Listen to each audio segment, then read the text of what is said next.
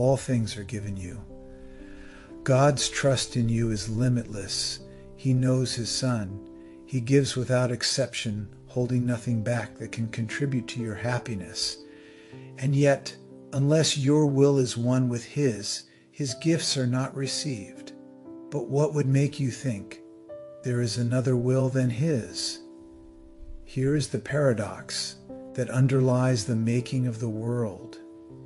This world is not the will of God, and so it is not real.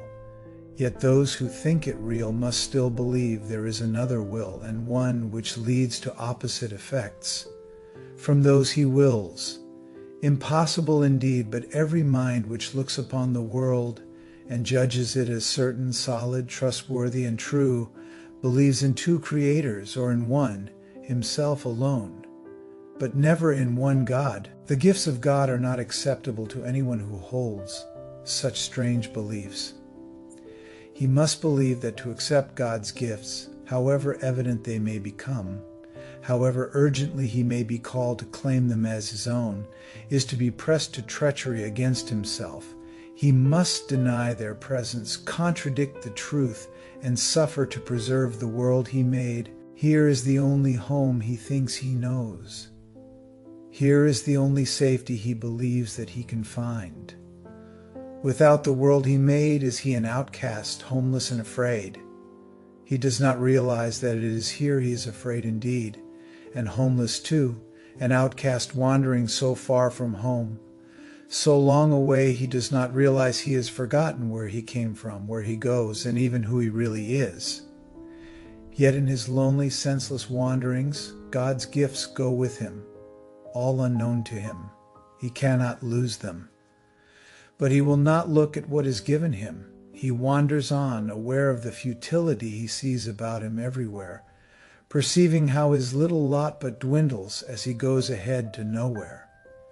Still he wanders on in misery and poverty, alone though God is with him, and a treasure is so great that everything the world contains is valueless before its magnitude. He seems a sorry figure, weary, worn, in threadbare clothing, and with feet that bleed a little from the rocky road he walks.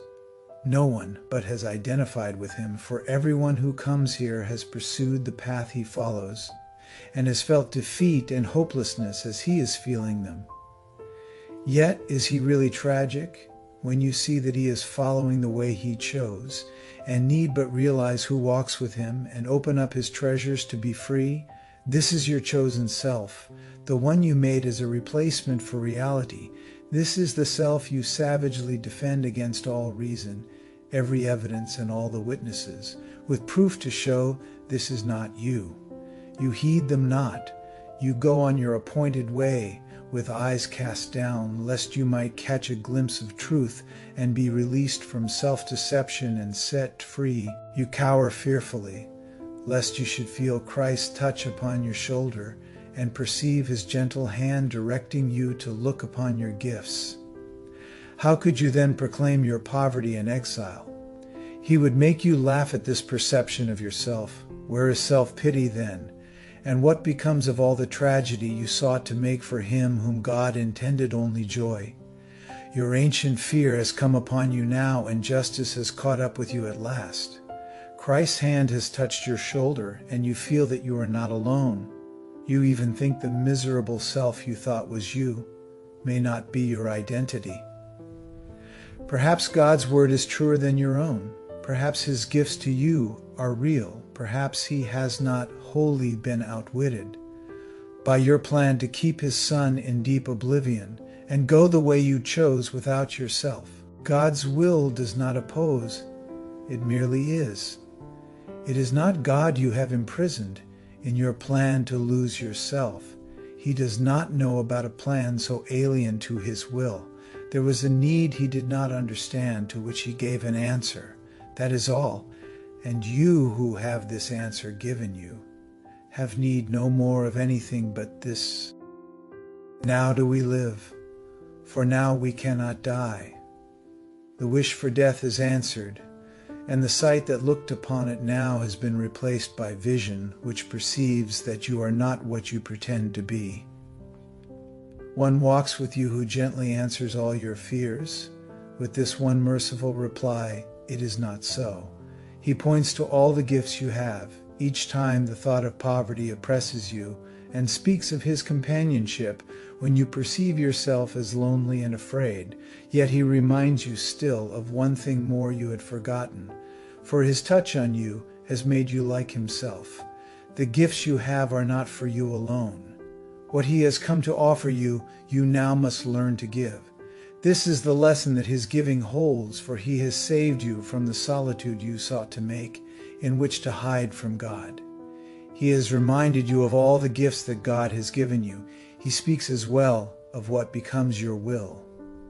When you accept these gifts and recognize they are your own, the gifts are yours, entrusted to your care, to give to all who chose the lonely road you have escaped.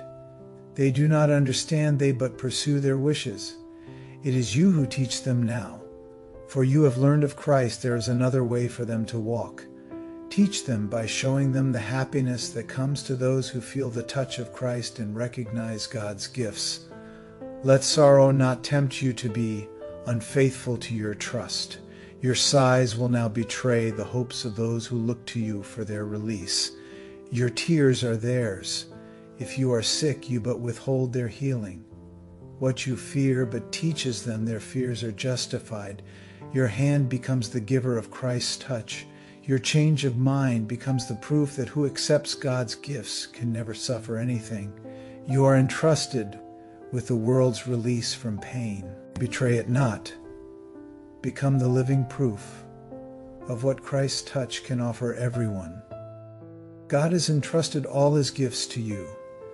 Be witness in your happiness to how transformed the mind becomes, which chooses to accept his gifts and feel the touch of Christ. Such is your mission now. For God entrusts the giving of his gifts to all who have received them. He has shared his joy with you, and now you go to share it with the world. Thanks for listening. I'll see you in the next lesson.